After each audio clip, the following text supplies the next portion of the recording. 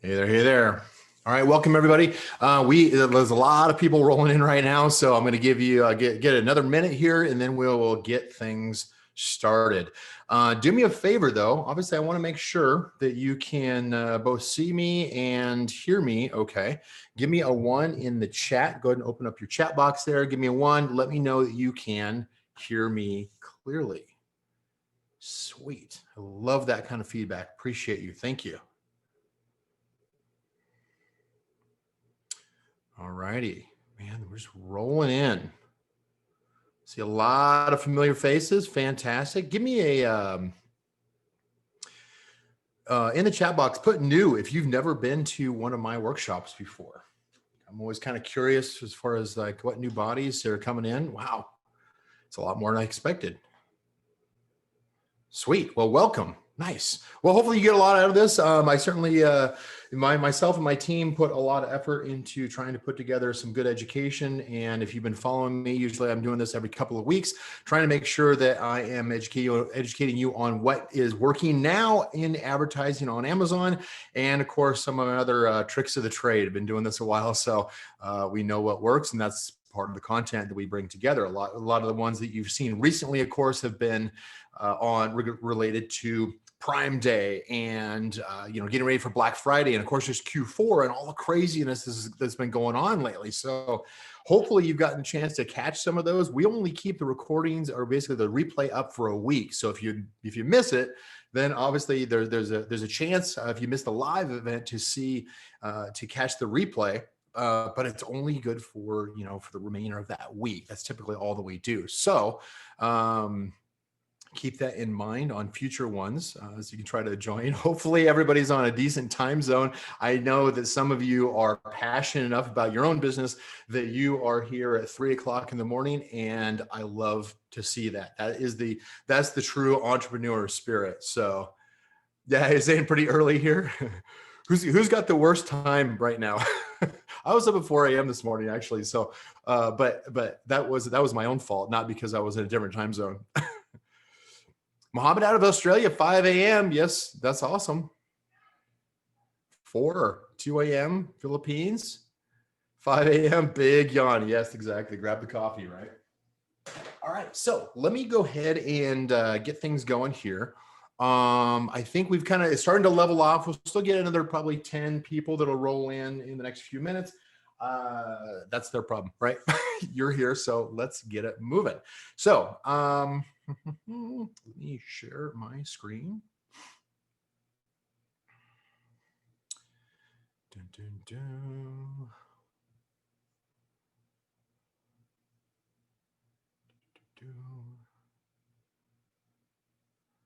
Oops, hold on.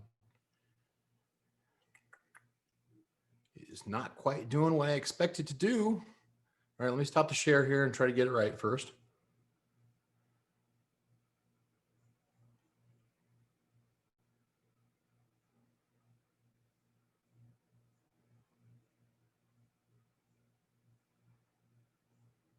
There we go. Okay, all right. Just a slight technical issue. Thanks for your patience on this.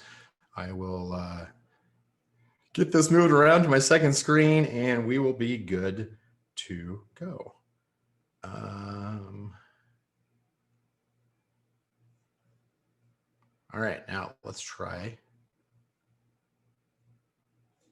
this. All right, so give me a big fat 1 if you can see my screen. You should see a title screen right that says 3 PPC optimization steps to immediately cut wasted ad spend. As I've mentioned to a number of you, kind of teased it, I'm actually going to, normally what I kind of do is I like to throw in some extra items at the end, basically, of course, I've got to get through like things like sponsorship and that kind of stuff, but I'm going to get into the workshop content so that you got some notes and you can take it and run, right?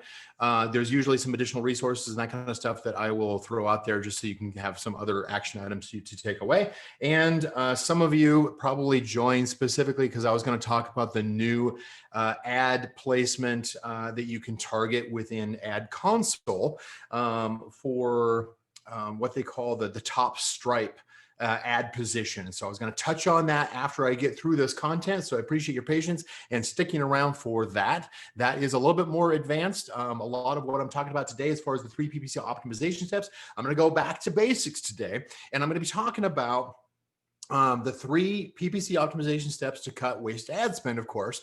And this is primarily, I'm going to focus specifically on fine-tuning, get my English correct, fine-tuning your keyword bidding strategy. Okay. So it's going to be a very narrow topic, which means I'm going to go fast. We're not going to be on here for very long. I'm going to wrap up with some Q&A and some announcements, of course. And then also, of course, talking about that, the top Stripe ad placement and how to actually get that. So that is one of the things that I'll touch on here once I get through this quick set of content of the workshop portion. All right, so before I jump into this, actually, no, let me get past the title slide, and then I'll talk about announcements and that kind of stuff. So to give you a little context, so these are basically the 3 steps in larger PPC optimization, in a much larger PPC optimization method that, of course, that I teach, that I've developed over the years.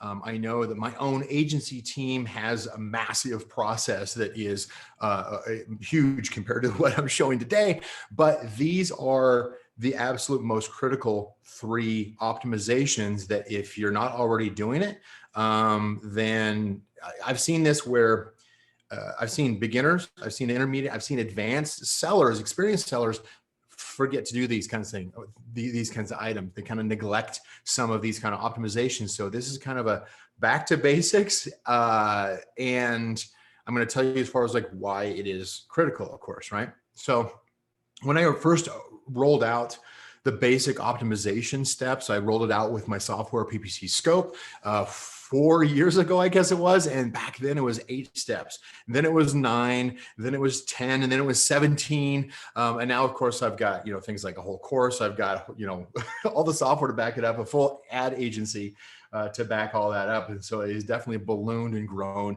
And of course, Amazon continues to evolve. Give me a 5 in the chat if you have kind of struggled with keeping up with all the ad changes that Amazon has made in the past year. It's been a lot, and I tell you, it's a full-time job. So yeah, exactly. Okay, yeah, nope, exactly. Good. Then you're in the right place, because these kinds of workshops, if you haven't been with me before, I think hopefully you'll find it, you'll want to come back. And obviously that means we kind of need to get started, right? So enough chit chat from me. Let me move forward here. The idea behind this, of course, is these are some basic elements that you should be doing on a regular basis, on a weekly basis, in order to reduce ACoS, save some money. This is especially critical when we are between events like Prime Day going into Black Friday. It is very volatile this 4th quarter, as I've talked about in my recent webinars, my recent workshops, I should say. And so let me kind of jump forward here. All right. As far as questions go, I am going to save most of the questions for the end, if you don't mind. So I'm going to go ahead and just power through this. That way I'm going to go fast. You can take screenshots, you can take notes, but just don't walk away too long. Otherwise you'll probably miss it. But before I get into this, all right, let me kind of give me a quick introduction here. I'll introduce myself. One of the things that, so for many of you who've been, kind of like been in my circle of friends here for the last few years, I am the founder of the Facebook group, the Amazon PPC Troubleshooting. We are over 20,000 sellers strong now, which is fantastic. I love you all. I'm also the co-founder of a number of other related Amazon advertising companies, including the original ad management software, PPCSCOPE. Some of you were original founding members of that, some 4.5 years ago now. And of course, I also co-founded the Sponsored Products Academy, which of course is the professional Amazon advertising training academy. We're actually on the 3rd version currently. So we keep that updated and active each year. So that's constantly evolving. Thanks, Amazon, for moving the bar all the time. I'm also, of course, co-founder for the Done For You ad agency, Canopy Management. Now, Canopy Management generally works with the mid-tier and the high-tier brands on Amazon, some of the bigger players, right? And so that gives us a unique perspective of how things work in larger operations that you might want to be scaling to. Maybe you're already at that level, but I've got a bit of a mix for a lot of these things, but I also want to throw in something here next. A couple of things that I think that is going to benefit for some of you who maybe have talked to my agency team in the past, and maybe your brand, you weren't quite there yet. I've got something for you today. So I'll throw that in there just as part of the sponsorship piece of this, and then we'll get started with the workshop. My awesome admin team, they reminded me to announce to you, of course, that I have been nominated. Actually, we've been nominated for across multiple categories for Seller Poll. Put a 1 in the chat if you're familiar with Seller Poll. Seller Poll is the annual Amazon voting that is put on by Danny McMillan, a friend of mine. And I am fortunate to have each of these items: the Facebook group, the software, the academy, the agency, and of course, just myself as a coach and consultant in the advertising space. That's what I live and breathe. My 2 areas, of course, are advertising strategy and also conversion rate optimization. I love buyer psychology and trying to make sure that we're standing out, we're manipulating that in a way that is beneficial to us. I'm actually going to have a workshop. I'm going to plan on having a workshop just on that topic when it comes to differentiating your product so that you can stand out even if you're in a competitive space. So hopefully that is something that you guys would be interested in doing, because I'm passionate about it. Hopefully you kind of hear that in my voice. So that's something I want to do soon here. So I'm actually going to throw that over to one of my team, to Alexandria, to help me set that one up. But yes, so Alex actually put in the link into chat, Seller Poll. Thank you for that. If you have a moment today, I would really I would appreciate your vote. You'll see there's multiple categories that I've been nominated, or one of my companies that I've talked about here have been nominated in. I would love your vote. It's appreciated. It always just kind of is a good feedback, good reward for just being out there and just giving constantly. So thank you. Appreciate that. All right. So let's get going here.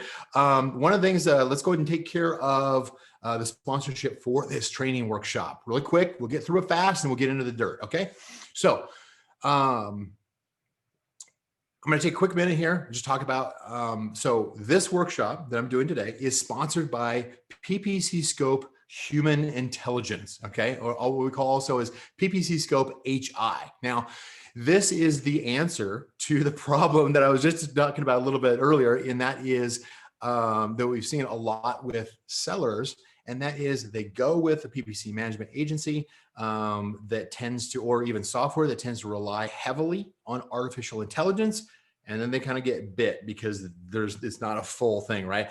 What usually happens is that the algorithm either misses something, basically misses some kind of optimization, or even worse, what we most commonly see is the developers of the software were not seasoned ad strategists and professionals.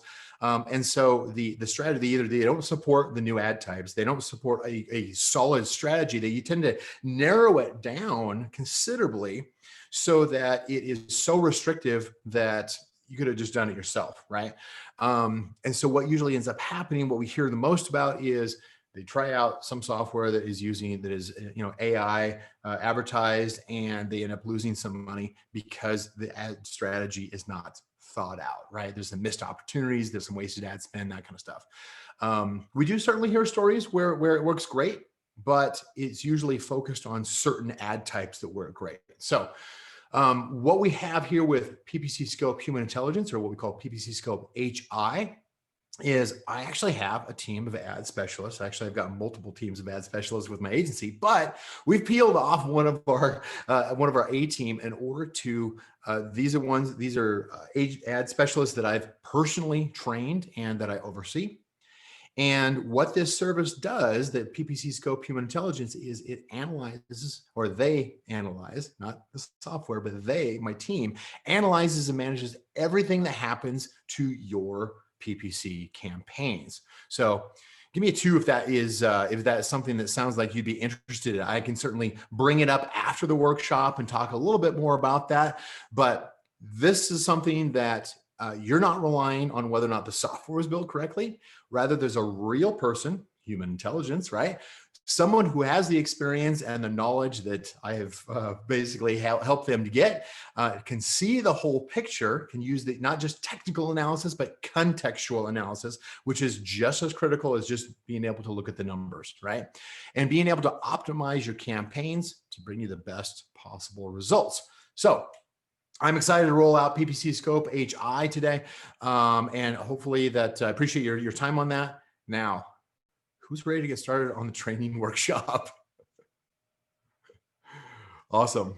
Okay. All right. Let's keep moving then. All right. So what are we talking about today? So these are, I'm going to adjust my screen here a little bit because I've got the Zoom window. You know how the Zoom controls always kind of get in the way of things, right? So let me clean that up a little bit there.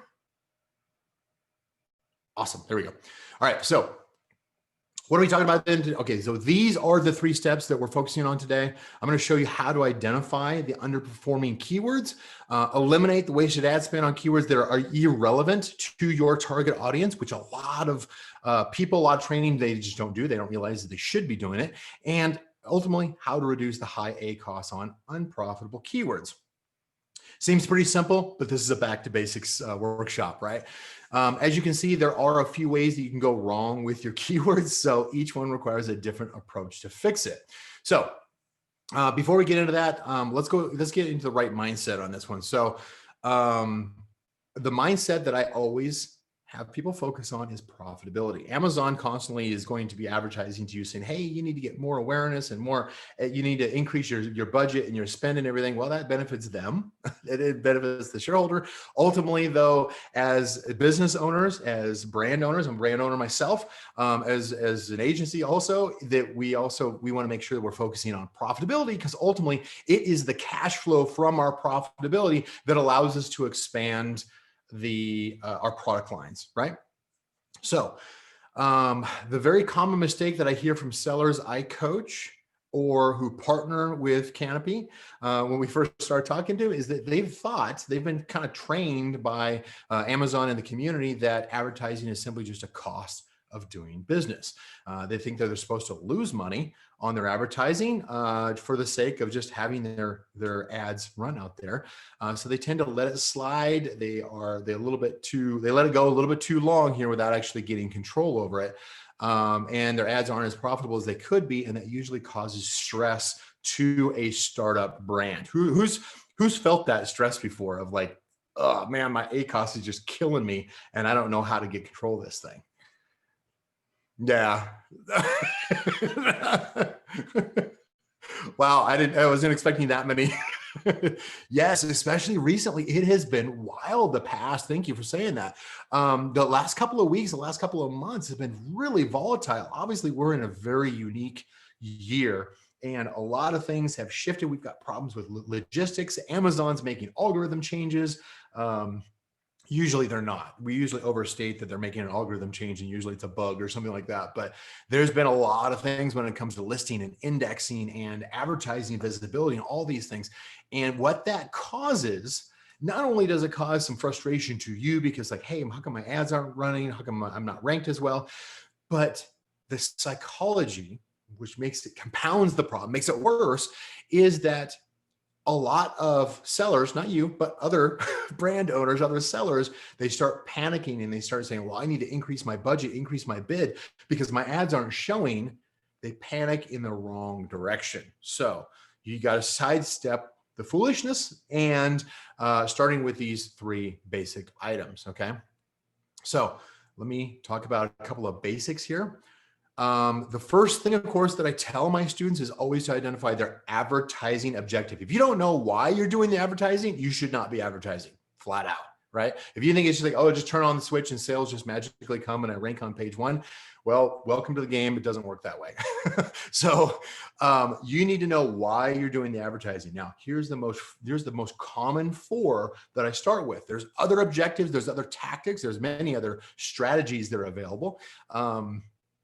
It's kind of like religion, not, like there's some overlap and everybody's got different opinions, and a lot of things work and a lot of things don't work. So let me get you focused on what absolutely does work. So you've got launch, of course, which is a very common one. We are introducing a new product, and that is primarily to increase sales velocity in the initial days, initial weeks of a new product, to help increase a new product's visibility on the Amazon search, what we call a product launch, right?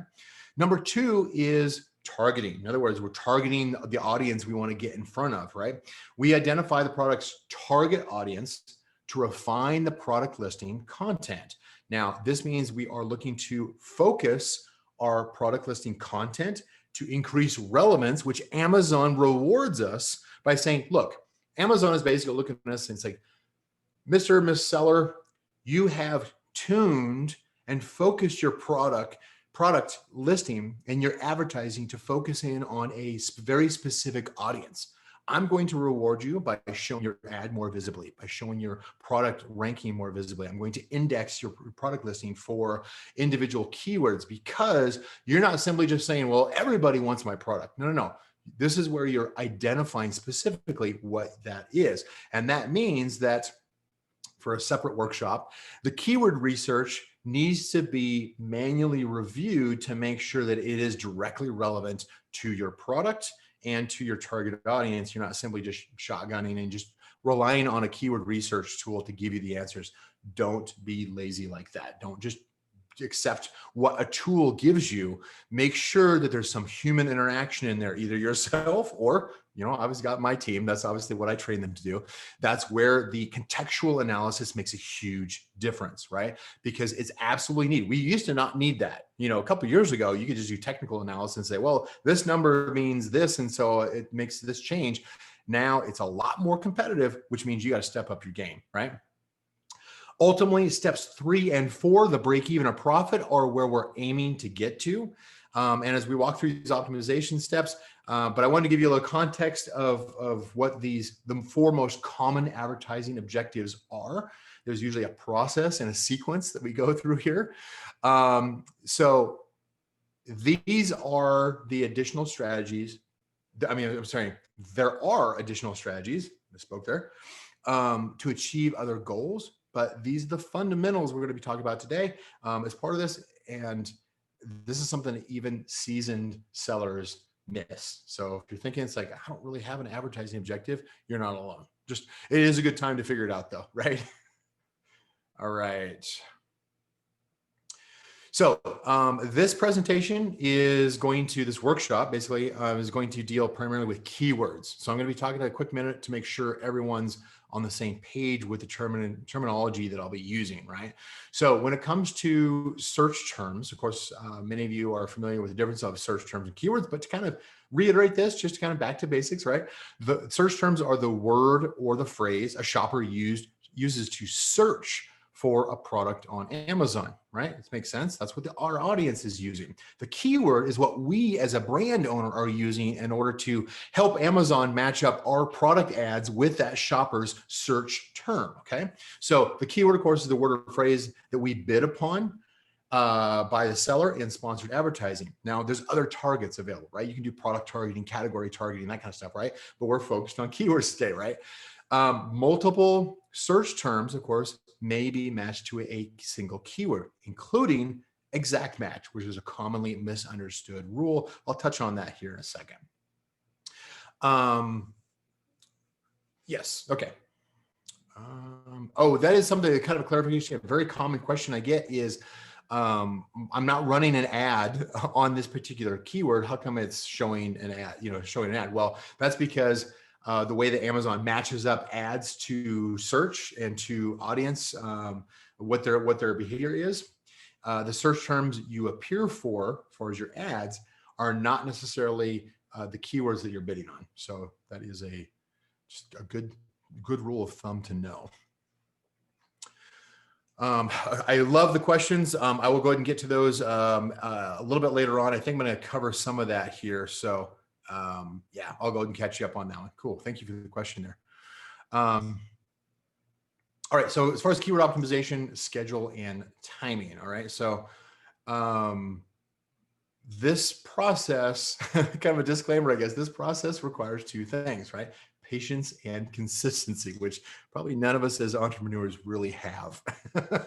We want to go fast. We want to just charge into this and we want to get it done and just brute force. And sometimes this is something that is a process that we need to learn and then potentially hand off at some point.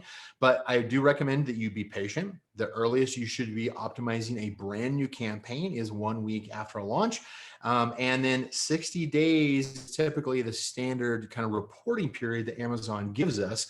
With keywords, you can technically do 90 days, but I think 60 days is still a good frame, whether you're doing search term optimization or keyword optimization. 60 days is a good kind of a long-term view of kind of the date range that's going to give you a good enough perspective in order to make some changes to your optimization to make your ads run more efficiently.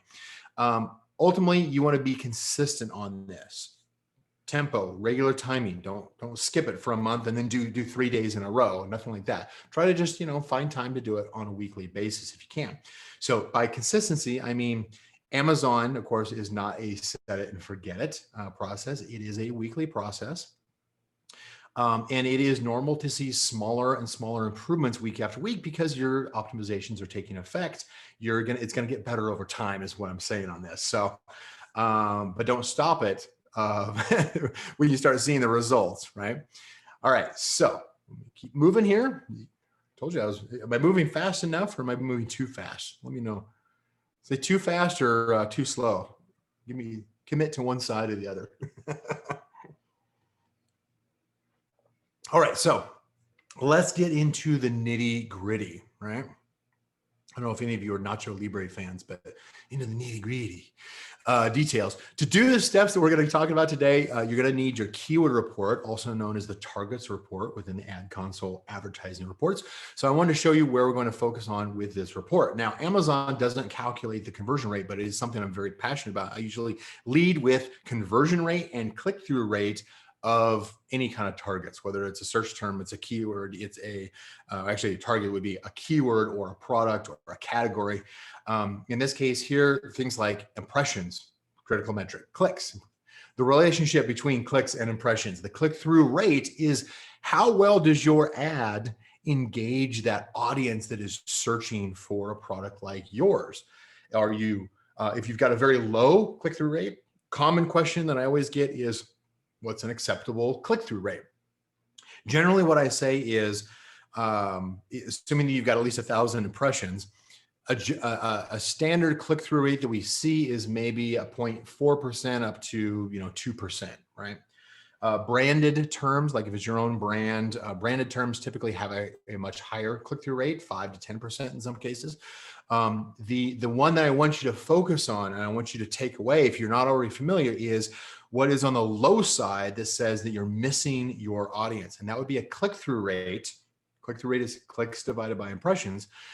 A click-through rate of less than 0.2% is pretty much a guarantee that you are missing your audience. Okay, that's not, your ads are not focused on your target audience well, because your ad is showing, but your audience is looking at this saying that ad is not relevant to what my mindset is, what I'm going after. Okay, so just be aware of that, the 0.2% as far as a click-through rate. Now, again, to be statistically significant, you want to make sure that the impressions that you're looking at is at least 1,000 impressions, right? Just kind of, it's not a guarantee of accuracy, but if you're doing something, you're looking at, it's like, well, I've got a 15% click-through rate and you've got 200 impressions, it's skewed pretty badly, right? So don't look at that. But in cases where you've got at least 1,000 impressions, if your click-through rate is dangerously low, below 2.2%, then that says that you need to reconsider the audience that you're going after and maybe the keywords you've chosen,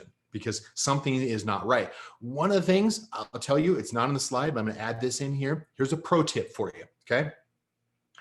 You can't screenshot this because I'm just going to tell you. So listen up. A pro tip is if you are seeing individual keywords that have an extremely low click-through rate, take the time, search on Amazon with that keyword. You may have you picked up a keyword during your keyword research process. You said, okay, that's relevant, but you didn't take the time to look at every single keyword, right? It's not really that practical. But if you see a keyword that has an extremely low click-through rate, search on Amazon and see what comes back. Are the products that come back just like your product, or is there a mix of other products that you may not even consider that are unrelated to your product, or is it even in some cases a complete miss? Here's an example on that. And this is more timely this year, is historically, if somebody searched on Amazon for face mask, they were looking for a beauty item, right? The chemical peel or whatever it is. Obviously, clearly I'm not even the one who's using the face masks, but face masks were generally more of a beauty item. If somebody wants to help me clarify the terminology there, that is the kind of products you'd be getting back. You'd have things, from Avena and, all these brands that have, beauty products, right? Well, of course, this year, what do you get? You get all kinds of like surgical masks and and sneeze guards and all these kinds of things that come back for face masks. So what you may have been previously targeting has completely changed in an instant. So if you have a keyword that has an extremely low click-through rate and it's confusing, it's like, wait a minute, that's relevant to my product. Just search on Amazon and see what comes back. Maybe that particular keyword is a miss to your audience and you can remove it. Okay. Keeping it moving here. And I've got a lot. Yeah, I appreciate the questions, the comments. That is fantastic. I'm trying not to let it distract me because otherwise I'll go on tangents and I want to get through this fast, right? I'm sure you do too. I love the fact that we keep on having our audience that is on this call continues to grow and grow and grow throughout this. So welcome. All right. So first one. I do recommend optimizing your search terms prior to optimizing keywords. Since this workshop is focused on keyword optimization, the first thing we're going to be looking at here in that keyword report are underperforming keywords. So if you recall back on this one here, if you're looking at the keyword or the targeting report, you've got your targets, which are your keywords, and you have things like different match types, but you have your different metrics. We are going to be looking at the metrics that show up here as far as the impressions, the clicks, click-through rate, the cost per click or the CPC. Your bid is not something that is going to come up inside of a keyword or a targets report. That is something you'll have to take a look at within your campaign or your ad group more specifically to see what the actual current bid is, to have a good idea of that. But you can usually, most of what I'm going to teach you here as far as the calculations are going to be based off of things like click-through rate and number of clicks relative to impressions and number of orders. So you've got the data that you need here. Conversion rate is something I also recommend, which is the advertised conversion rate is orders divided by clicks. Amazon doesn't calculate that for you. If you export this file to Excel or whatever, Google Sheets or something like that, you can easily do that calculation inside the worksheet, right? So, all right. So, but kind of back to this slide here is our goal here is to reduce the current bid on keywords, not producing sales to the point where ads no longer show. Pretty obvious, makes sense, right? But let's talk about some of the mechanics on this. This is essentially an elimination step for keywords that qualify. In other words, if it qualifies, it means it's not doing us any good, and therefore we can get rid of it and we can move on.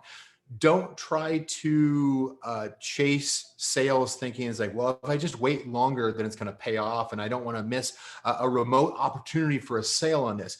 You're going to get eaten alive by, you've heard the term death by 1,000 cuts. You want to make sure that you're looking at these three things so that you don't just add up a bunch of ad spend across things that you could have eliminated early that, yeah, you might miss a sale here and there, but ultimately you need to make sure you're focusing your ads on what is performing well for your product. And that's the key message there, okay?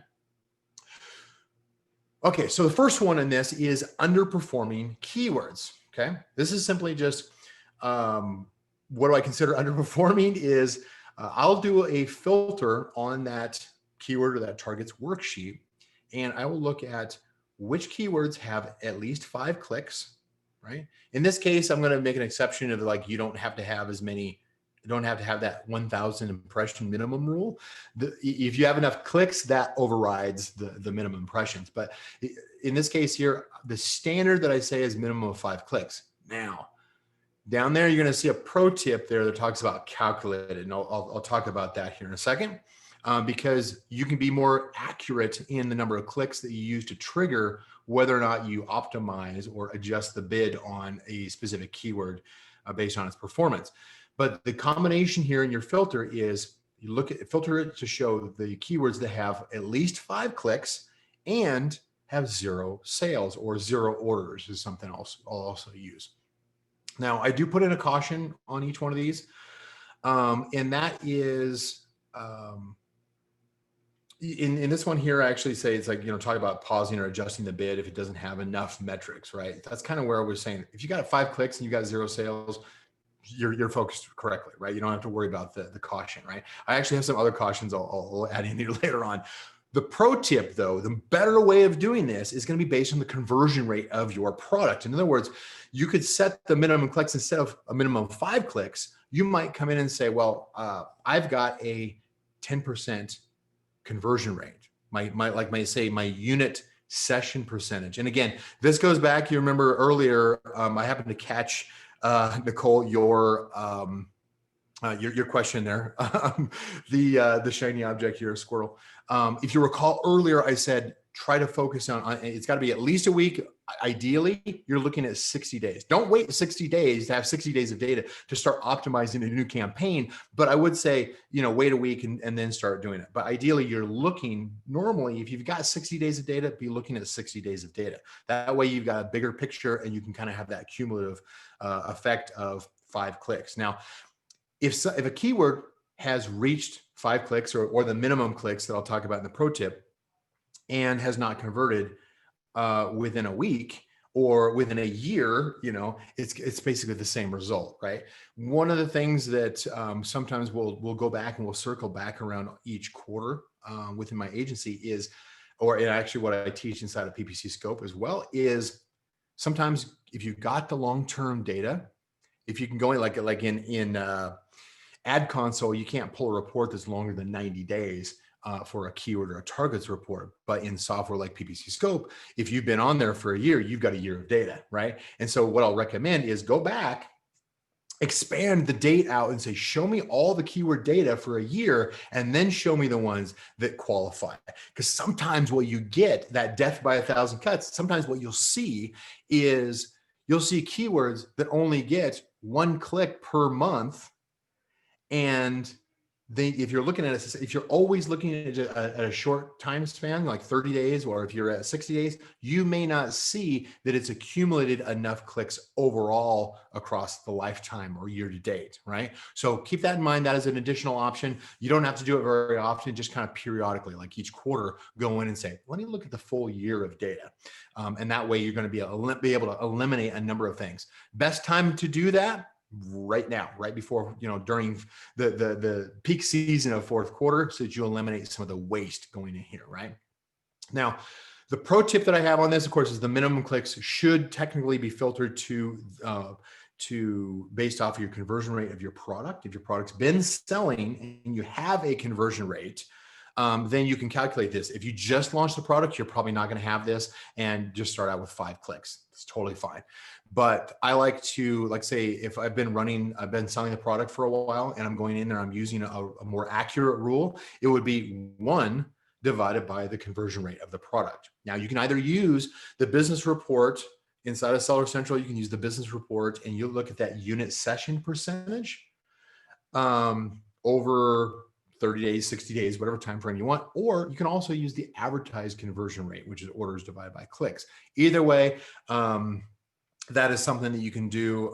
Like PPCSCOPE automatically calculates that for you so that you can base those kind of adjustments. But it is 1 divided by that conversion rate. Here's an example. Let's say I have a product that has a 20% conversion rate. Well, 1 divided by 20% or 0.2 is 5. So that works. So the 5 clicks works if you have a 20% conversion rate. Well, opposite of that, what if you have a 5% conversion rate? Well, that suggests that you could go clear up to 20 clicks before you could expect to get a sale, which is the ratio, right, of a 5% conversion rate. I would not recommend allowing the ad to run for 20 clicks, but it really kind of depends on what the total cost is, what your tolerance is. Usually I say try to cut it off at like 10 to 15 clicks at most. Unless you've got a really generous pockets to test with ad spend, then you can go higher. But generally, I say cut it off at 10 to 15 clicks at most. Most likely 5 clicks at a minimum. Let's see here. I kind of put in the note there, the pro tip there, that as far as where to find the unit session percentage. Optionally, you can do, and you'll see why later on in the next slides, is you can set like a minimum bid of like say 20 cents. And that's the reason for that is because oftentimes if I am reducing the bid on a keyword to eliminate it, I don't pause it. And probably some of you are saying, so why don't you just pause the keyword? I have my reasons. Usually what I'll do is I'll drop the bid down to 15 cents, and that usually eliminates it from showing the ads in a lot of cases. Let me keep moving here, and then I'll address that one. And yes, that would apply to all any match type. And that's basically just technical analysis of looking at the metrics, right? You should be testing all keyword match types. I'm not a search term or a keyword isolationist in practice, because I know that there's most of your traffic and some of your sales will come from things like phrase match. And in very competitive situations, broad match actually performs better than phrase or exact. So you kind of have to adjust to your environment. Separate workshop on that one. All right. So, and no, you would not actually pause after you reduce the bid. You actually keep that keyword active, and I'll share in a minute as far as like why that is.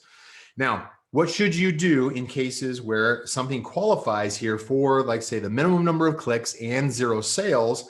That one is suggesting it's not going to convert. Even if you let it run for another 100 clicks, it's just going to spend your money. It's not going to convert. Just get rid of it, right? Get rid of it early on and reduce the bid down to 15 cents. One of the other ways you can do this, and this is pretty easy to do inside of PPCSCOPE, is you can look at the current cost per click and just reduce it by 40%.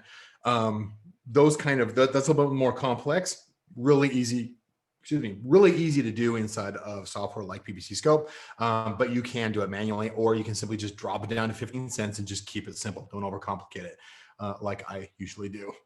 The caution that I usually have on this is, and I'll ask you to give me a little feedback inside of the chat panel here.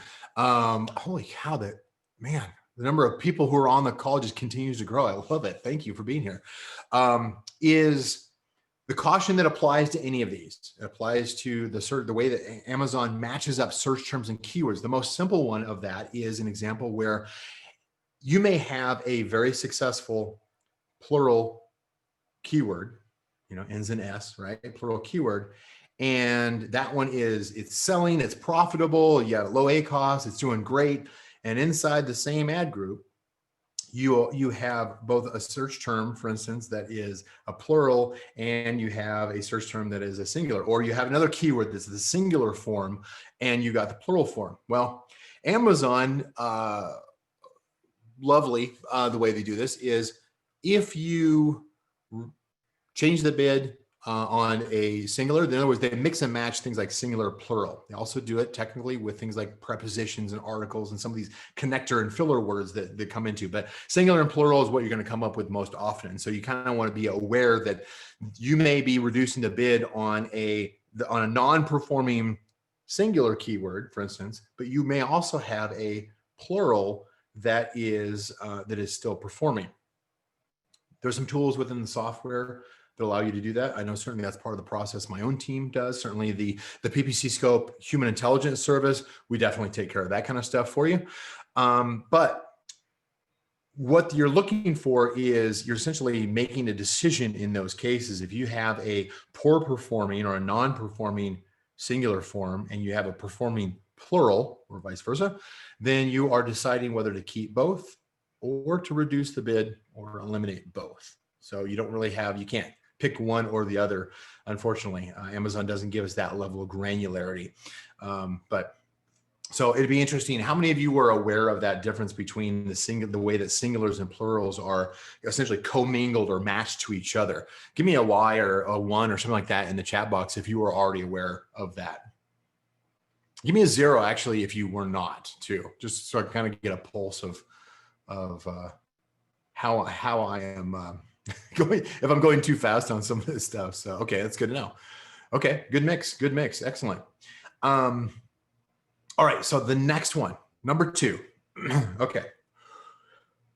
And for those of you who that's new concept, that can be quite confusing the first time.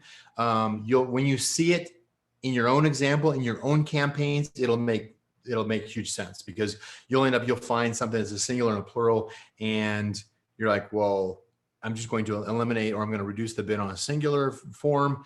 What happens is the traffic then gets shifted over to a plural keyword, and you're just spending the same amount of money again.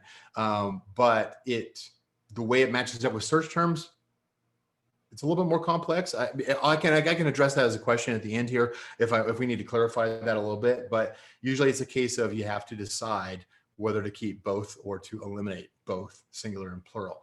And it's not simply as just, oh, I'll just move it to a different ad group. So anyway, all these little nuances, right?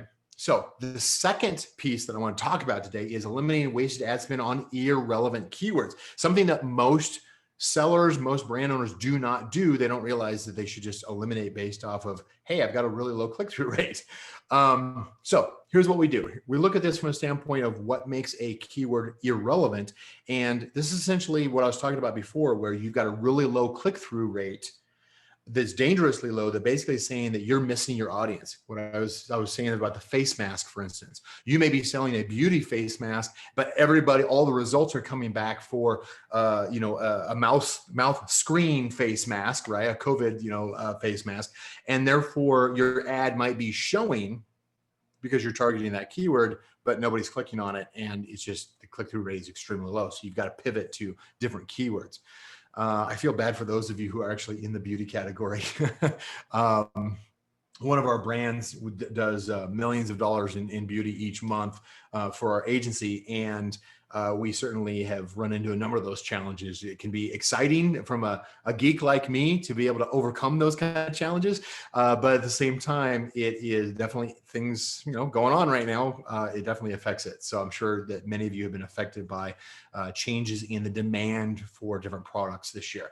As far as irrelevant keywords though, this is where your click-through rate is so low that it's showing that your ad is missing your target audience. And so you basically you can do that test where you search on Amazon to see what products come back on that particular keyword. And you'll probably see pretty quickly, oh yeah, no, the products that Amazon is showing for this keyword are not the same product that I'm trying to advertise for this keyword. And you've got to take a different path. You've got to use a more descriptive long tail keyword and try to target that is more specific to your specific product.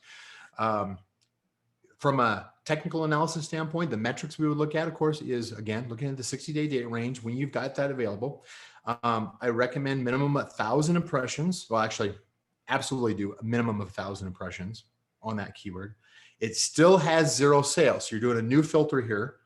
And you're basically saying, okay, show me only the keywords that have at least 1,000 impressions and yet still have 0 sales. So it's a new filter on your keyword or your target worksheet. And what you're looking for is those that have a click-through rate of something like a 0.15, something below 0.2%. And in this case here, I use 0.15 is a definite signal that you've missed your audience, and because it's irrelevant. Your ad is irrelevant to what their shopping intent is. So hopefully that makes sense, but that's a pretty easy filter for you to do on that worksheet. That is actually one of the common filters that we recommend within PPCSCOPE, and then also my HI team implement on and check for you on a regular basis too. The bid adjustment on this one, again, reduce it down to 15 cents. Now, since I've already talked about, the pro tips and the cautions, I don't want to reiterate that each time. Let me kind of go back and say, why do I reduce the bid on a keyword? Because that was a common question that was coming in. Why do I reduce the bid on a keyword when I could just pause it? The reason for that is if I am going in and doing additional keyword research and I've paused or archived a keyword, then what happens is I lose visibility of that. Because a lot of times we go in, we look at an ad group and say, hey, did I already bid on this keyword? I'm going to add in a new list of keywords. And I just drop in a new list of keywords. If it's not already active, Amazon does not block it from being added again. If it is paused or archived, Amazon will allow you to drop in that new keyword. You think it's the new keyword, but it's one you've already eliminated as unprofitable. And so you're just starting this process all over again. So one of the things I do is I just reduce the bid low. For those of you who have followed me on other workshops talking about the gold panning campaign, those low bid campaigns and keywords can sit around for weeks on end before they actually get clicks, but they get a sale and they get like really low ACoS. But that's a different workshop there. But the reason I do this primarily is so that you don't repeat the same mistake that you eliminated before. Right? You optimized that keyword once before and you reduced it down to 15 cents. If you try to add in that same keyword in the future, because you're doing some new keyword research, you're doing some reverse ASIN, you're using a keyword tool, and you add in that same keyword, it's going to say, no, this keyword's already here. You're not repeating the same mistake twice and just double spending or triple spending in some cases. And that's why I don't simply just pause the keywords. It's not going to affect your campaign performance by having, 1,000 keywords in there versus 15 or versus 2 keywords. There's some extreme theories that are out there as far as how campaigns and bid number of keywords works. It's not going to affect. Don't worry about it. All right, let's keep moving on here. The third one. I think we got a pretty good pace here, but let's keep it moving, right? And again, yeah, so that was a question that was asked before, Pearl, is yes, all of these apply to all the keyword match types that you have, right? You're going to look at those individually because Amazon's going to report those separate. You may have the same keyword with 3 separate match types. You may have a broad, a phrase, and exact, right? And each one of those is going to have its own unique performance. Now, if you are familiar with using things like pivot tables, you can start combining those so that you can see a keyword across multiple match types, multiple ad groups, multiple campaigns, so that you get more of a global view. I'm a fan of pivot tables. If you're not familiar with an Excel pivot table, they're actually pretty simple to set up. They're intimidating as hell the first time you do it. But if you just go out to YouTube and you Google the video, you'll see it's like, oh, this is way easier. I should have been doing this the whole time. Yeah. So, but that gives you more of a global view. That's not this line item like you have in the keyword target report. Yeah. Pivot tables are life. Yes, Mohammed, that's awesome. Yeah, I use them all the time. So definitely worth learning if you, even if you hate Excel. I'm not suggesting you build macros or do any kind of coding or anything like that. I'm just suggesting learn a basic pivot table on this kind of a data, and your world will open up as far as what you can see, because it sees opportunities and global risks that you can optimize for. Anyway, yeah, my team uses them all the time too, of course. This is the third and the last tip here that we're talking about, right? Reduce high ACoS on unprofitable keywords, right? This is typically the scenario where you're overspending on a keyword and you've got a really high ACoS and you feel like you're bleeding money and it's not tied to a specific goal. The reason I make that statement is we use advertising primarily for an objective, in order to reach a goal, for it to implement a tactic for a reason, not simply just to show show our product and sell products, but usually because we're trying to increase audience visibility to introduce our product. We are trying to rank a keyword organically, and we're trying to increase sales velocity. There's a lot more intermediate and advanced level tactics that are available, I've talked about on other workshops and will again. And of course, I've got plenty of training materials. Obviously, my team is the one who's trained up on everything from beginning to intermediate to advanced. So they handle all that too. But with the exception where you are intentionally trying to overspend and have a high ACoS on a specific keyword for the outcome of ranking that keyword, for instance, then you're generally going to want to reduce the bid in order to optimize and get the ACoS closer to your break-even ACoS. So on unprofitable, when we're looking, this is another new filter, right? This is the third filter on that, on the keyword targeting worksheet that you downloaded from Ad Console.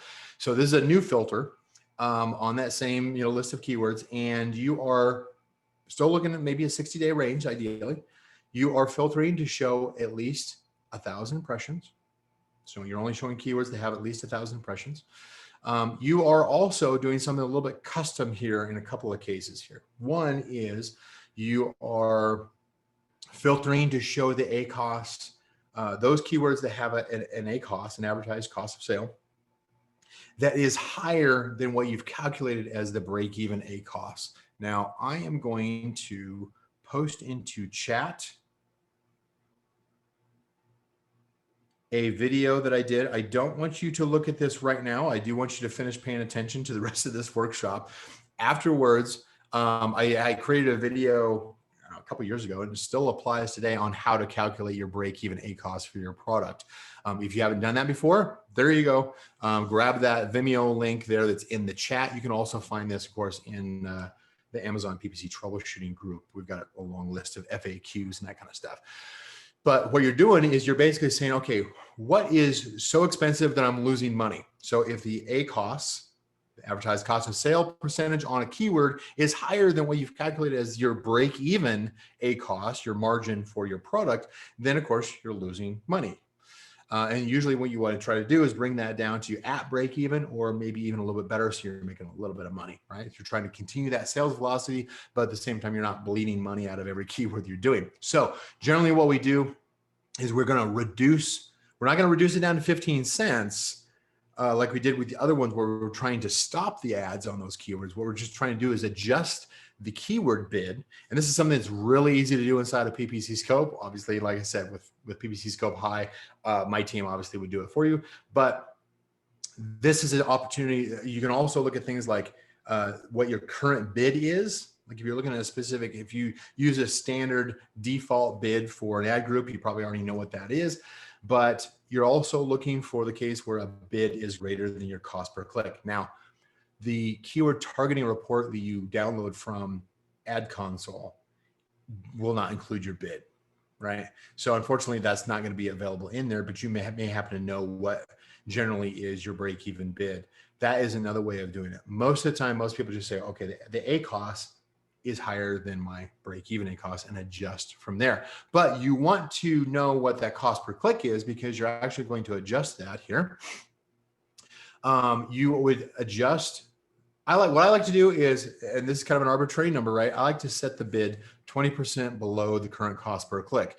What that means is, for instance, if you've got a current bid on your keyword that's $1, and the current CPC that you're actually realizing from your advertising is only 80 cents, then what you're doing is you're taking that cost per click of 80 cents and you're reducing that by 20%. Now, some people are less aggressive, more conservative, and they go 10%. They kind of inch it down to see what it does. Some people are way more aggressive. If you got something that's a 500% ACoS, you're probably going to go more than 20%, right? So use your gut to say, I need to reduce this quickly because it is converting, but it's converting way too expensive. I'm going to drive it down faster. But I recommend, as a general rule of thumb, simply just take your current cost per click and reduce it by 20%. Let it sit, let it basically cook for a week or two and see how that changes. Now, if you're looking at a 60-day report, keep in mind is that if you only made that change a week ago, you have 7 weeks of the old ACOS and 1 week of the new ACOS. And so you may want to periodically compare a 60-day view with what happened in the last week. Not including the most recent 48 hours, as most of you are already aware. Amazon has a delay in the sales and orders in the first 48 hours. And so don't optimize on data that is less than 48 hours old. Otherwise, it's going to look like you're not making any sales, and that's going to be skewed. I can discuss that later on. Give me a, all right, let me change it up here. Give me a 3 in the chat if this is making sense. Give me a 0 if we need to go over this a little bit more.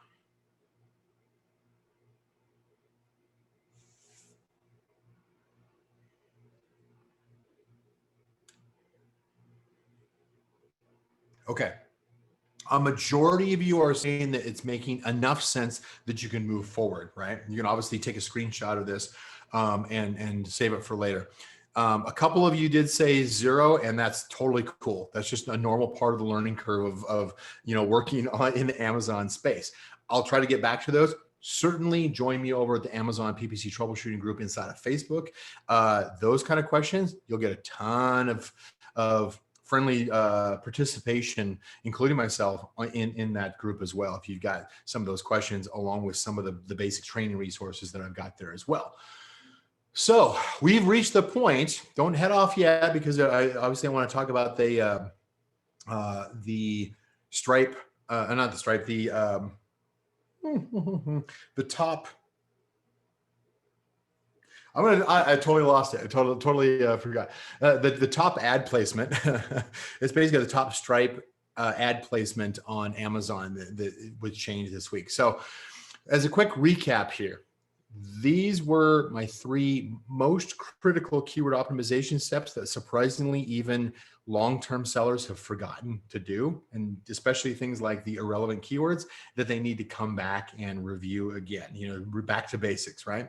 So let me kind of recap here. I'm going to give another bump here regarding the PPCSCOPE High, because I've had a bunch of you say, hey, can you give me some more information about that? So let me kind of go through that a little bit. I already had the slides put together here, and then we'll talk about that, the ad placement, and then some of your open questions. And then we'll try to wrap this up here in the next 15 minutes, let's say. Okay. So that way, kind of, you get a feel that this is not going to go on forever. It's going to be a pretty short workshop, as I've been trying to make these training workshops be. So what we really covered today, though, isn't, of course, the full picture, especially if you're, if you just got started recently. There's a whole lot more. It's not even close as far as what we covered. We were just covering some of the most basic essentials on this, as far as advertising on Amazon. Now, I told you back at the beginning of this webinar that the optimization steps were a weekly process, right?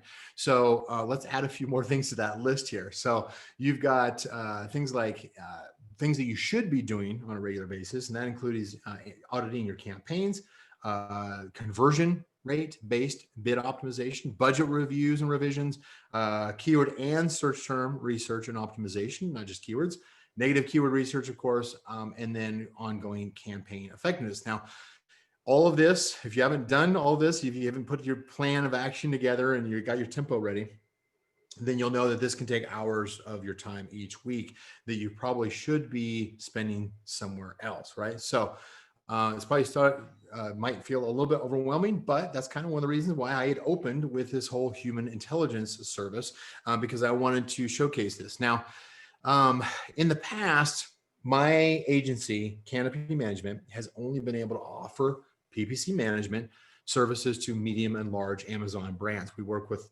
fantastic brands. We love them. It's a pleasure to work with them. And that's the level that we would love to see you get to. And you can. But sometimes it just takes time and effort, right? Now, because our Canopy cadence or our process is so thorough and so in-depth when it comes to our clients, it simply is not a good fit for every brand, right? We do have to definitely turn away a lot of brands that we would love to be able to help, but we just we have to stay focused on where our best results are in order to continue to deliver phenomenal results for those medium to large Amazon brands. But startup brands, those who have gotten established, you're not necessarily in your first product, but you have reached a point where you've gotten, maybe you're selling more than 5,000 a month per month on average sales, but you're growing, right? You're excited to be growing. You still don't need everything that Canopy Management is capable of doing. You don't need that level of service, right? That's a premium level of service there.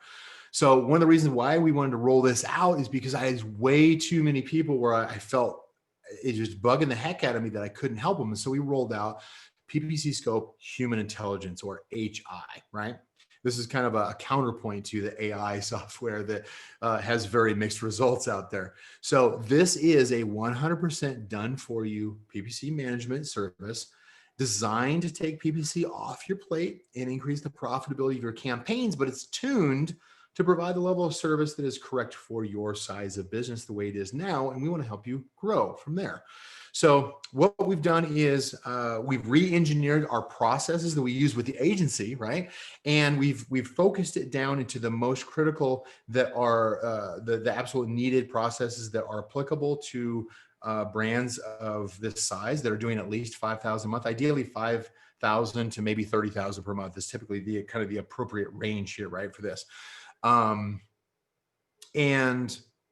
we don't have all the extra bells and whistles that go along with it, but it definitely, you've got an expert team that is actually managing your ads for you at a competitive price. So you still get my optimization process. It's applied to your campaigns to maximize profitability, just without a lot of this extra effort, like you can enjoy that later on when maybe we upgrade and you get to the point where you're ready for like more of the full management services.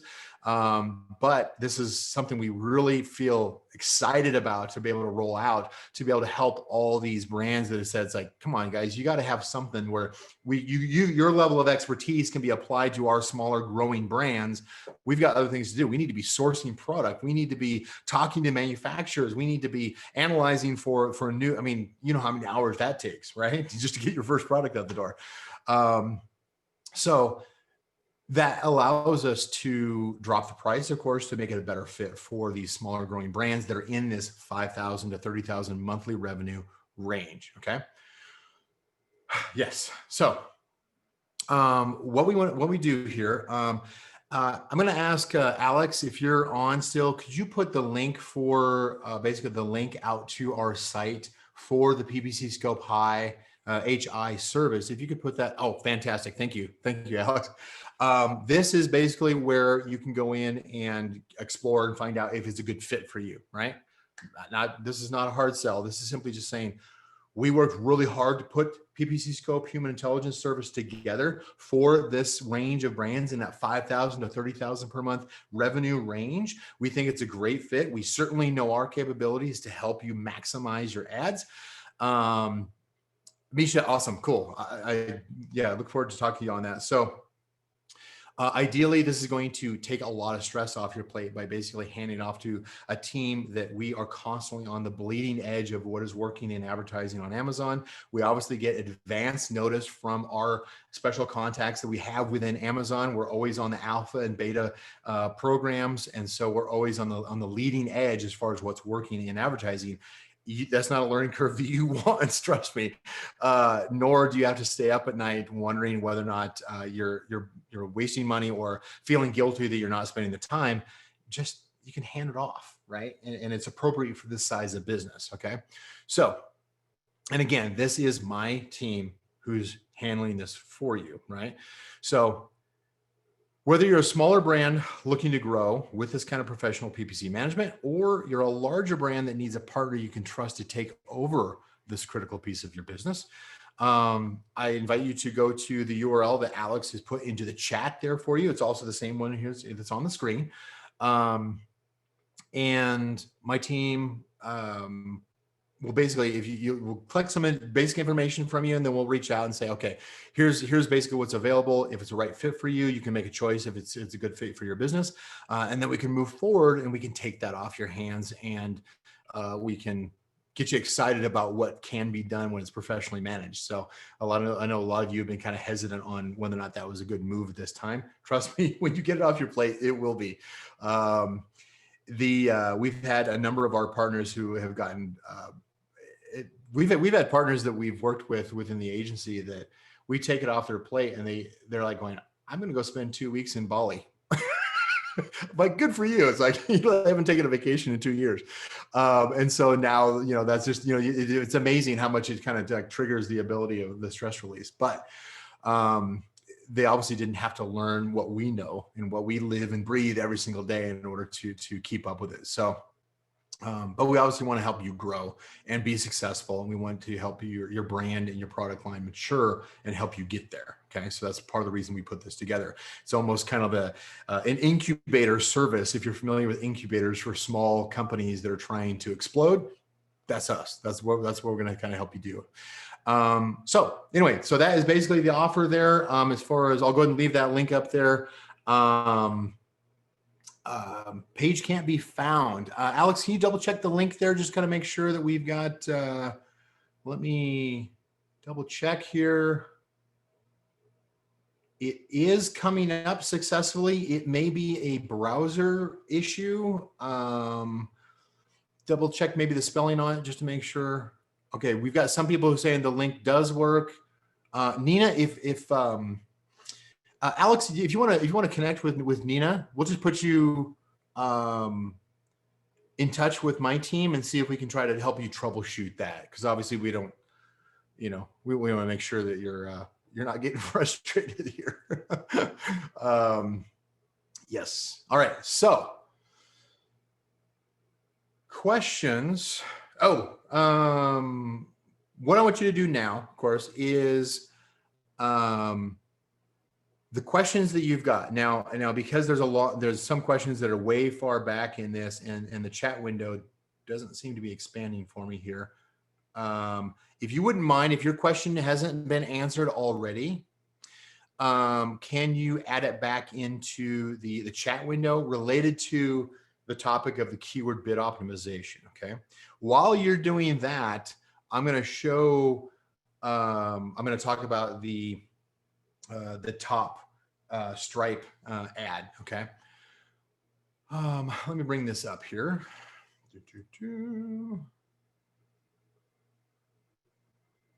What's a good, I'm trying to think now, but let me just see if I can find some random product here and see if one comes up. No, not yet. Hold on here. Try to find one that has it. There's one. Okay, good. If you can see this, this little banner, it's like a little micro banner ad, right? It's obviously smaller than a sponsored brand ad.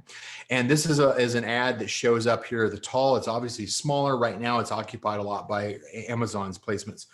Historically, as in prior to this week, this was something that was only available through those who are on the enterprise ad platform that Amazon has called demand side platform, or what they call DSP. Now, fun fact is that Canopy Management, my agency, is actually one of the authorized agencies that can self-manage DSP. For some of you who may have looked at DSP in the past, Amazon said, great, we can manage it for you. We can drive up your ad spend. It's only going to have you commit to $35,000 per month in ad spend.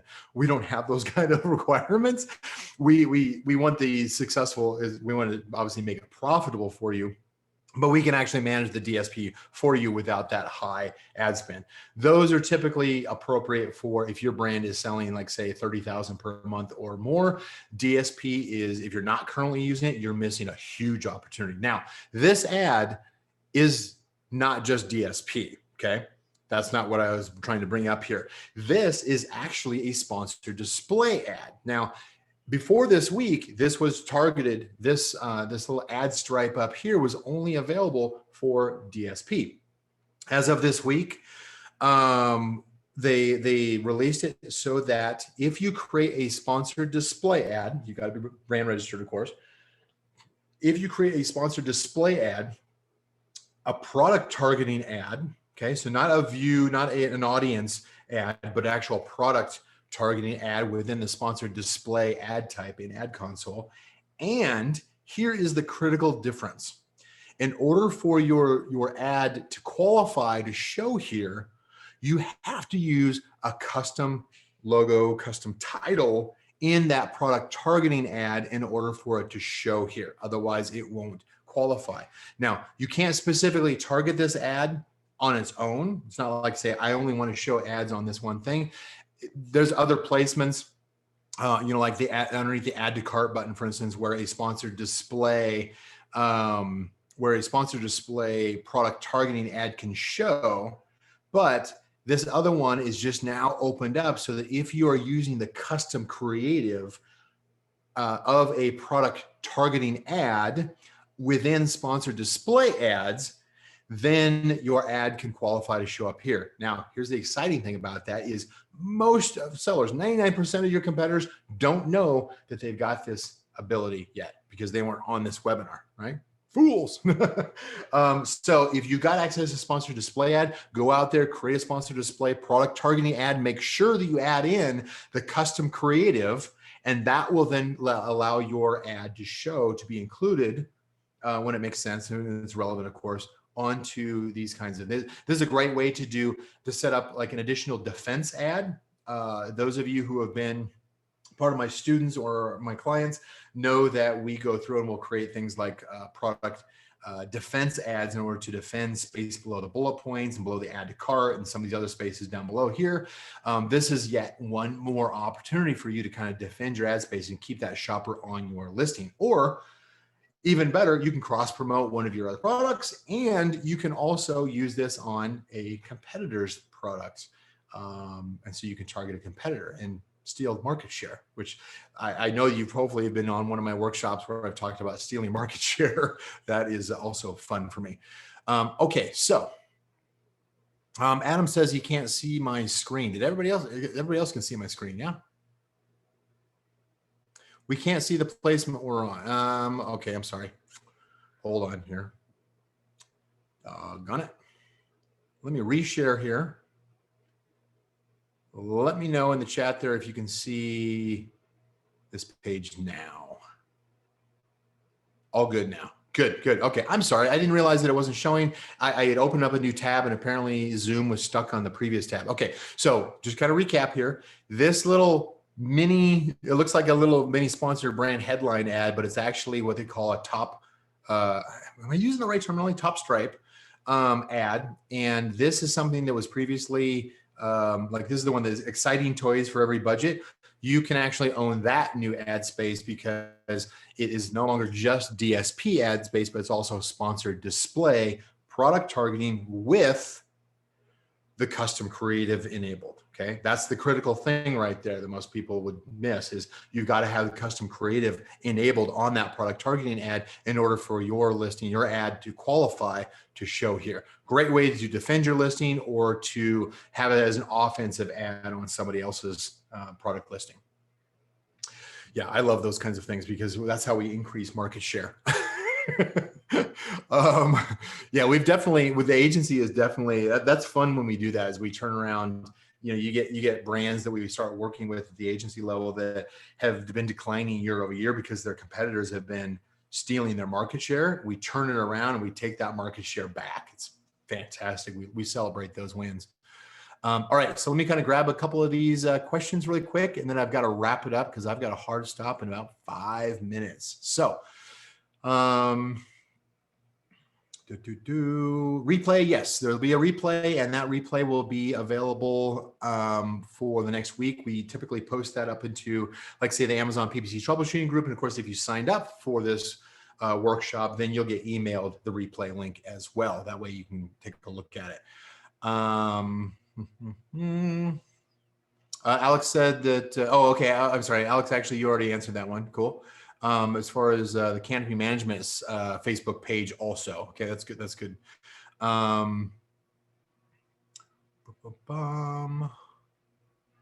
it looks like we got all the replay questions done. Pearl Question, keywords in broad campaign. Okay, that looks like a very specific example that you would have posted up into the Amazon PPC troubleshooting group too, right?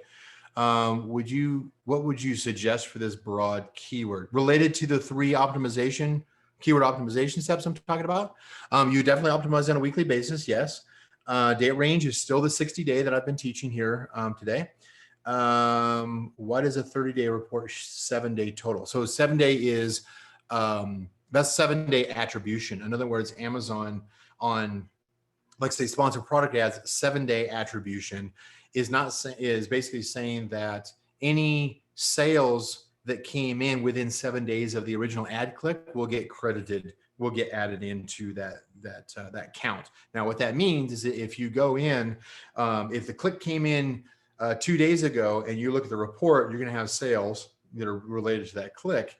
But if more sales come in over the next 5 days for a full 7 days, if you go and look at it next week, you're going to see a bigger number, right? Because it would have accumulated across 7 days and it's constantly updating that report. So the 7-day attribution is just saying it's going to include the sales metrics of any sale that came through as a result of a click within 7 days of the click. It's not like it's only showing 1 week or anything. On sponsored brand ads, that's actually a 14-day attribution. So they give you a little bit more room to report on that. Makes it even more confusing that way, right? The same adjustments and rules apply to broad phrase and exact keywords. Absolutely. It's based on the metrics, not on the individual match types that you are testing. Okay.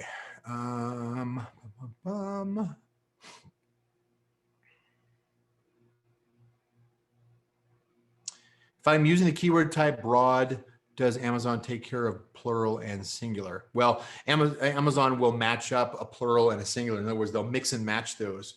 They'll match up a plural search term to a singular keyword. They'll match up a singular search term to a plural keyword. They'll match up a singular search term to a singular keyword. You get the point. That applies whether it's broad, phrase, or exact. It does not matter.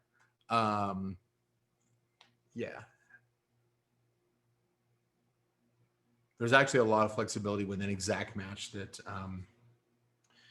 most people don't realize that how flexible it actually still is, even though it's, supposedly exact. It can actually, you can have an exact match keyword that has a dozen different search terms that are attached to it. So that's for a different day. YG says, don't your 9 steps for optimization. Yeah, if you've got the full 9-step checklist that we have inside of PPCSCOPE, as well as the troubleshooting group, achieve the goals of identifying underperforming keywords, eliminating wasted ad spend, keyword irrelevance. Absolutely, yes.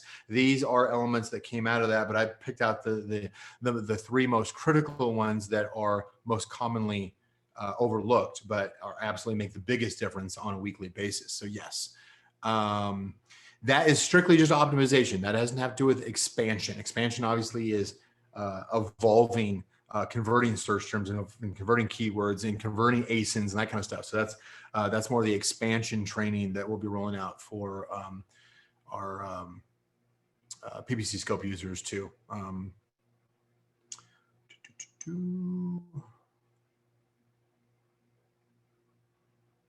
Looking for other questions here that have not been answered.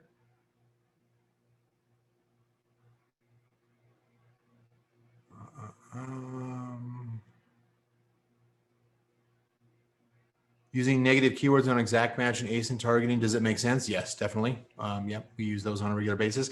You didn't used to be able to actually do negative ASINs, but Amazon has had that off and on for the past 4 or 5 years now. But they just recently brought that back again. So like say in automatic campaigns, you can actually negative match an ASIN. You can also do that through things like PPCSCOPE as well, through the software. Why not just reduce the bid to like 10 cents rather than negate an exact keyword? You cannot negate an exact keyword. That actually applies to search terms, not to keywords. So two different things. Yes, and that's one of the reasons why I was recommending that you should be optimizing your search terms before you're optimizing your keywords. But ultimately on things like when there's 0 sales in a keyword, everything included is also going to have zero sales as well. Let's see here. I love Alex. Thank you so much. Shout out to Alex. Let's give a round of applause. Alex is responded to so many of your questions related to replay and Facebook group and the link to the PPCSCOPE high offer. And I'm not sure if the link is showing there again now, but hopefully it's showing again the offer page for PPCSCOPE high. Let's see here. How long do I need to wait to reduce? Typically, I would only do it once a week. If you've got, there's some people in some software that say, oh, you should do this, 5 times a day. That's just ridiculous. That's just, yeah. Don't believe that. That's a marketing gimmick, because you're not going to have the data available from Amazon in order to optimize that often. You're not going to have enough data to optimize on, within 48 hours, let alone, that's one of the reasons why most cases you can get away with it in a week. In very, very rare occasions where you've got a very large account that just has massive amount of ad spend on a daily basis, yeah, we can definitely step that up in order to make sure that we're not even losing pennies in some cases. But that's probably a very rare situation that maybe only a couple of you have ever run into.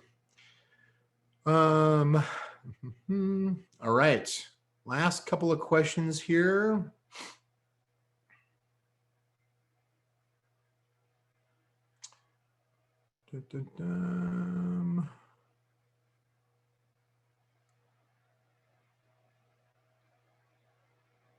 Lisa, you mentioned a question regarding the last training. You mentioned about advertising keywords on categories versus keywords. Yeah, so targets can include auto targeting groups. In auto, you've got keyword. In manual campaigns, you've got keyword targets, you have product targets, and you have category targets.